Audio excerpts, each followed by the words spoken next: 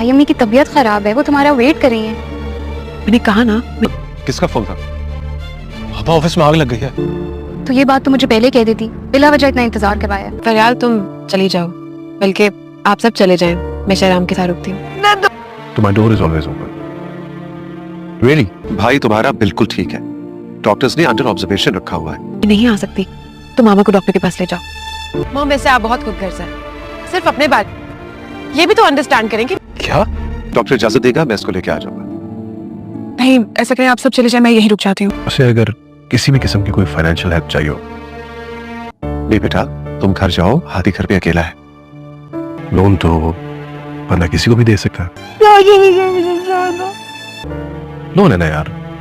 تم میرے پاس آنا چاہتی ہو نہ, میں مجھے پوچھنا چاہتے, جاؤ چلے جاؤ یہاں سے. ڈرامہ سیریل ہاتھ کی آنے والی ایپیسوڈ میں جذبات, سازشیں اور انتقام اپنے عروج پر پہنچنے والے ہیں. دانش اپنی دشمنی کی آگ میں اس قدر اندھا ہو جائے گا کہ وہ شہرام کے آفس میں ہی آگ لگوا دے گا. یہ خوفناک کام کرنے کے بعد وہ خود شہرام کو فون کرے گا اور نہایت بے رحمی سے اسے اطلاع دے گا کہ اس کے آفس میں آگ لگ چکی ہے. یہ خبر سنتے ہی شہرام کے قدموں تلے زمین نکل جائے گی. مسلسل پریشانیوں اور صدموں کا شکار شہرام اس نئے دھچکے کو برداشت نہ کر سکے گا اور اس کی طبیعت اچانک بگڑ جائے گی. گھر والے گھبرا کر اسے فوراً ہسپتال لے جائیں گے. ہسپتال میں شہرام کی حالت دیکھ کر سب کے دل کانپ اٹھیں گے. دوسری جانب جب آگ پر قابو پا لیا جائے گا تو معلوم ہوگا کہ نقصان اتنا زیادہ نہیں ہوا جتنا پہلے سمجھا جا رہا تھا.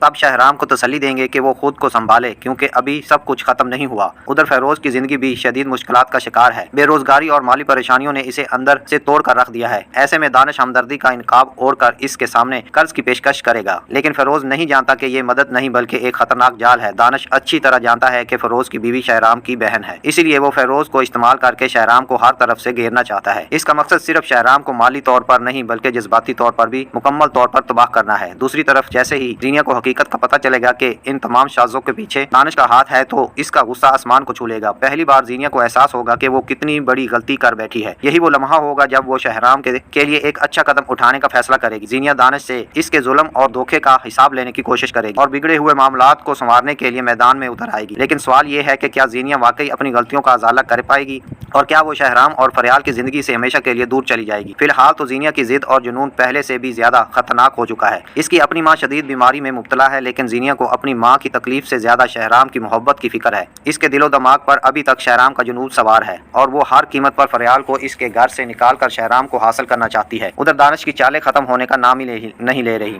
وہ فیروز کے ساتھ ابھی ایک بہت بڑا کھیل کھیل رہا ہے, مگر فیروز ابھی تک اس خطرناک سازش سے بے خبر ہے. جب اسے حقیقت کا علم ہوگا تو وہی فیروز دانش کے خلاف نظر آئے گا اور شاید یہی لمحہ دانش کی تباہی کی شروعات ثابت ہوگا. کیا شہرام دانش کی سازشوں کا مقابلہ کر پائے گا؟ کیا زینیا واقعی بدل جائے گی اور کیا فیروز وقت پر سچ جان سکے گا؟ آنے والی قسط ان تمام سوالوں کے جواب لے کر آ رہی ہے, دیکھنا مت بھولیے گا.